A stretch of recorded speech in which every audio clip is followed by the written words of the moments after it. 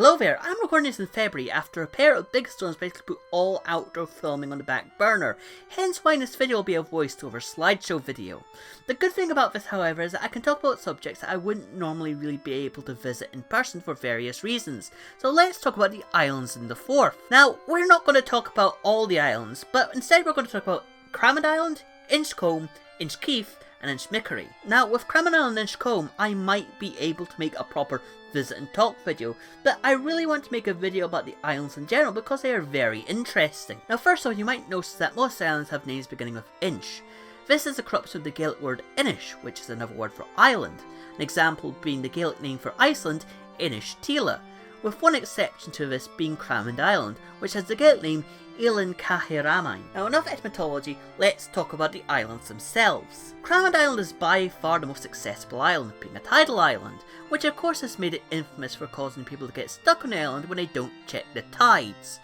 It was likely utilised by the Romans, as the Roman fort at Cramond is well within sight of the island, but the earliest evidence for human activity we have is an early Christian long kiss found on the island during the Second World War. The island may have once been the site of an early medieval stronghold known as Urbs Edio, recorded by the Venerable Bede, which is said to have been besieged in 665 by the kings Mercia and Gwynedd.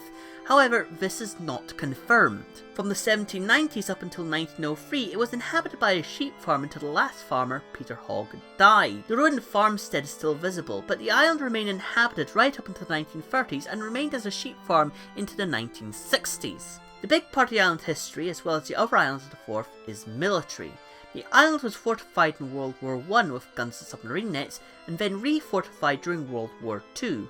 A barracks and garrison were also built, and the remains of these buildings are still intact and visitable. Maybe I'll make a proper video on them in better weather. Now let's move on to Inchcolm, the other publicly visible island. Its name in Gaelic is Inchcolm, meaning the island of St. Columba, as it was visited by St. Columba and named as such in the 12th century. Before then it was called Enoma. Although it can't be ascertained when exactly it became a monastic island, it was a monastic island from at least the Dark Ages. We know that by 1123 it was inhabited by hermits, one of whom cared for King Alexander I while he was marooned on the island. He decided thenceforth to found a monastery on the island. The island suffered from raids from the English during the Wars of Independence. In 1335, one raid saw it stripped of all its treasures. The ship later got wrecked on Inchkeith and had to dock at Kinghorn. The sailors, thinking it was the wrath of St. Columba for raiding his monastery, very quickly returned the treasures. The abbey was disestablished in 1609. However, the story of the abbey doesn't quite stop there, because a skeleton was found standing upright in one of the walls in the 1880s. The island also makes an appearance in Macbeth, where it is mentioned that Macbeth told the Danes to pay him money so they can bury their dead there. Its life as a fortified island dates back to the 16th century, but the island, like the other islands, also have a collection of World War I and II fortifications, with the engine house now being the visitor centre for the abbey. You can visit the abbey on a regular ferry in the summer. Next we move to Inchmickery, which is the smallest of the islands in this video. Its Gaelic name is Inchmickery, which translates to the Island of the Vicars, which implies that the island might have been home to hermits. Perhaps hermits who thought Inchcolm wasn't remote enough. This is an island that I really want to visit due to its massive wartime battlements. Alas, unlike Cramond and Inchcolm, you can't walk or take a ferry there.